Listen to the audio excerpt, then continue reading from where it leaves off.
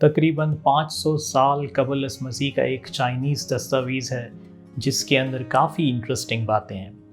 اس document کے اندر کل 31 chapters ہیں جو اکنامکس پہ بھی بات کرتے ہیں، سائنس پہ بھی بات کرتے ہیں، فلسفی اور لاجک پہ بات کرتے ہیں، اور مزے کی بات یہ ہے کہ اس میں 11 چیپٹرز صرف ٹیکنالوجی اور جنگی حکمت عملی پہ بات کرتے ہیں، اور انہی 11 چیپٹرز میں ایک انوکھے فنومینا کا ذکر ہے جسے کہ 2100 سال بعد جا کے کیمرا آبسکیورا کا نام دیا گیا۔ کیمرا آبسکیورا دراصل ایک بند کمرہ ہے، ڈارک روم کہہ لیں، ایک اندھیرا کمرہ ہے جس میں کہیں سے بھی کوئی روشنی داخل نہیں ہو سکتی، بس ایک چھوٹا سا سوراخ ہے جسے پن ہول کہتے ہیں، وہاں سے جو روشنی اس کمرے کے اندر داخل ہوتی ہے اس سے باہر کا عکس آپ کو اس کمرے کی دیوار پہ نظر آئے گا۔ یہ عکس اس تصویر کا الٹ ہوتا ہے۔ یہ سمجھ لیں کہ آپ کے کمرے میں ایک پروجیکٹر لگا ہوا ہے جو کہ باہر کی فلم کو اندر کی دیوار پہ دکھا رہا ہے، بس وہ تصویر جو ہے وہ الٹ ہے۔ کئی صدیوں تک آرٹسٹ نے اسی طریقے کو یوز کرتے ہوئے پینٹنگز بھی بنائیں، لوگوں نے سولر ایکلپس بھی دیکھے۔ آہستہ آہستہ کیمرا آبسکیورا کا سائز چھوٹا ہوتا گیا، ایک کمرے کے بجائے یہ ایک ڈبے کے اندر آ گئی، اس کے اندر ایک اینگلڈ مرر لگا دیا جاتا تھا جس سے کہ لوگ باہر کا نظارہ دیکھ سکتے تھے۔ 18ویں صدی میں کچھ حضرات نے اس تصویر کو پرماننٹلی کیپچر کرنے کی کوشش کی، لیکن وہ کامیاب نہ ہو سکی۔ ان شخصیات میں کچھ نمایاں نام جیسے کہ جوہان ہینریچ اور تھامس جیسی شخصیات شامل ہیں۔ 19ویں صدی کی شروعات میں جب لائٹوگرافی کافی پاپولر ہو رہی تھی تو ایک شخص جن کا نام نیسفورے نیپسی تھا وہ بھی اس میں کافی انٹرسٹڈ ہوئے۔ ان کا تعلق ایک اچھے گھرانے سے تھا، والد صاحب ان کے وکیل ہوا کرتے تھے، ریسورسز بھی تھیں، ان کو سائنس کا شوق بھی تھا، اور انہوں نے بھی اسی بات کی ٹھان لی کہ اس تصویر کو پرماننٹلی کیپچر کیا جائے۔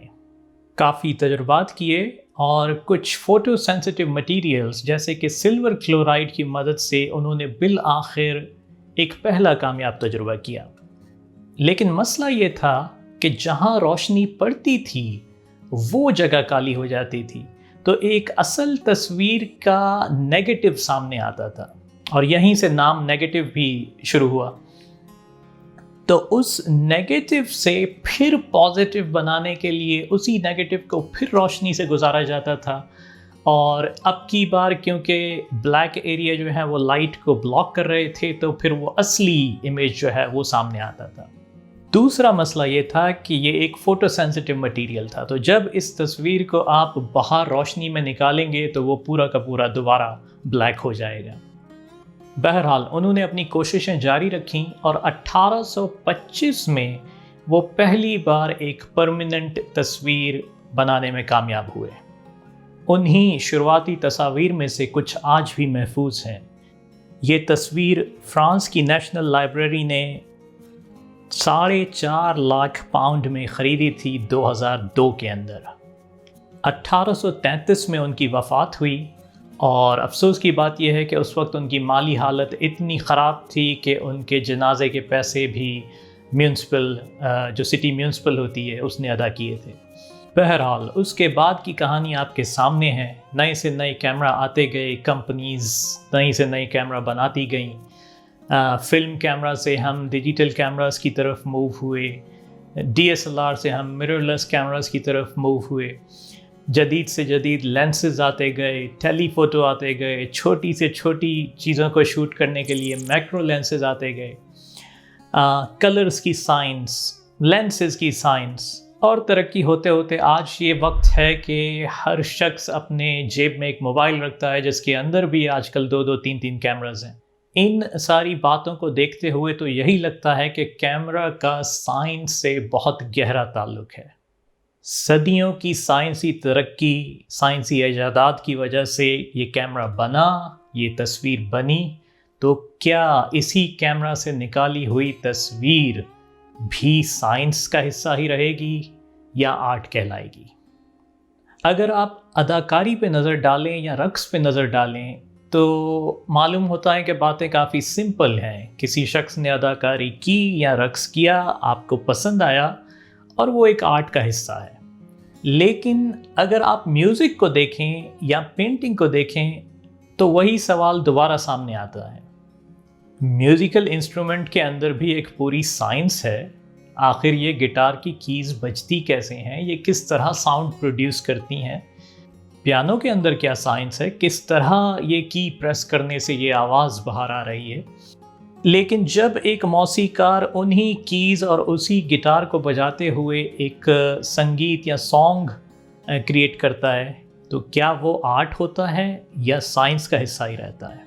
اسی طرح پینٹنگ کو دیکھ لیجئے. رنگوں کی ایک سائنس ہے کہ ایک کیمیکل پروسیس ہے، کس طرح ان کیمیکلز کو ملایا جائے، کون سے رنگ کس طرح کے سرفیس پہ نمایاں رہیں گے یا ان کو یوز کیا جا سکتا ہے. کیا اس سائنس کی نالج کو یوز کرتے ہوئے پینٹنگ بنانا، کیا وہ سائنس کا حصہ رہے گی یا آرٹ کہلائے گی؟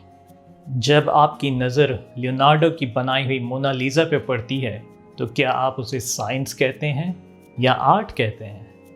لیکن یہاں بھی دو چیزیں سمجھنے کی ہیں. اگر میرے جیسا شخص جو کہ ایک سیدھی لکیر بھی ڈرا نہیں کر سکتا، اگر میں کچھ ہاتھ پیر مار کے چند لکیریں کھینچ دوں یا برش کے اسٹروکس مار دوں، کیا وہ پینٹنگ کہلائے گی؟ کیا وہ آرٹ ہوگا؟ ہرگز نہیں. یا میں بیٹھے بیٹھے پیانو کی کچھ کیز دبا دوں، کیا وہ میوزک ہوگا؟ ہرگز نہیں، وہ ایک شور ہوگا. تو آخر ہم کب کہیں گے کہ وہ آرٹ ہے یا شور ہے؟ بے جان سی کھچی ہوئی کچھ لکیریں ہیں یا آرٹ ہے؟ جو چیز آپ تخلیق کر رہے ہوں اس کے اندر جب تک کوئی خوبصورتی نہ ہو یا پھر کوئی ایموشنل پہلو نہ ہو، وہ آرٹ نہیں کہلائے گی.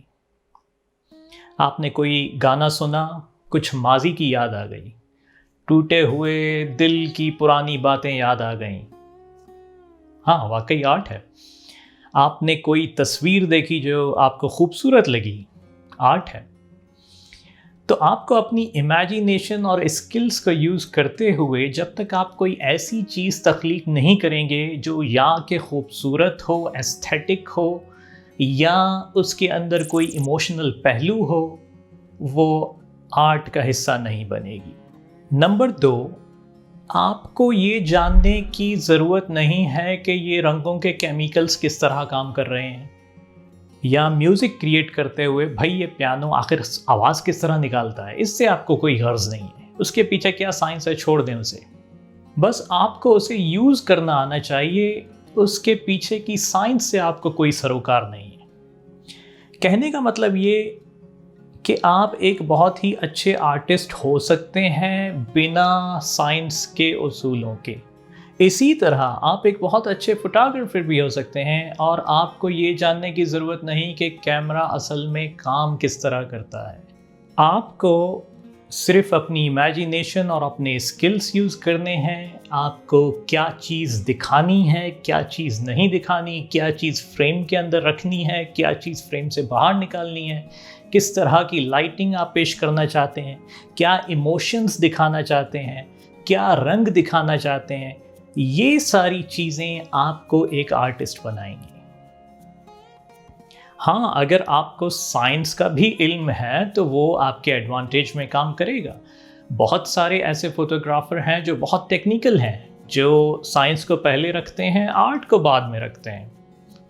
ٹھیک ہے. اسی طرح کئی فوٹوگرافرز ایسے ہیں جن کے پاس بس آرٹسٹ آئے ہیں، انہیں ٹیکنیکل چیزوں کا کچھ علم نہیں اور وہ بڑے کامیاب فوٹوگرافر. لیکن اگر آپ سائنس کا بھی تھوڑا سا جان لیں، آرٹ کی طرف کا بھی تھوڑا سا جان لیں تو حرج کوئی نہیں ہے. اب سوال یہ ہوتا ہے کہ آپ پرسنلی فوٹوگرافی کو کس طرح اپروچ کریں گے، ایز اے سائنس یا آرٹ؟ اس کا جواب صرف آپ دے سکتے ہیں. فوٹوگرافی بڑی پرسنل چیز ہے. آپ کس طرح اس کو اپروچ کرنا چاہتے ہیں یہ آپ کے اوپر ہے. آپ کو جو اچھا لگے آپ اسے فالو کریں. میں صرف اتنا کہوں گا کہ آپ اپنے آپ کو محدود نہ کریں. آپ ہر ایونیو کو ایکسپلور کریں، اس طریقے کو بھی دیکھیں، اس طریقے کو بھی دیکھیں، اور فائنلی جو آپ کو پسند آئے آپ اسے فالو کریں۔ اگلی ویڈیو میں ہم ایکسپوجر کی بات کریں گے۔ اگر آپ کو میری ویڈیوز پسند آ رہی ہیں تو سبسکرائب کیجیے گا، لائک کیجیے گا اور شیئر کیجیے گا۔ اجازت چاہوں گا۔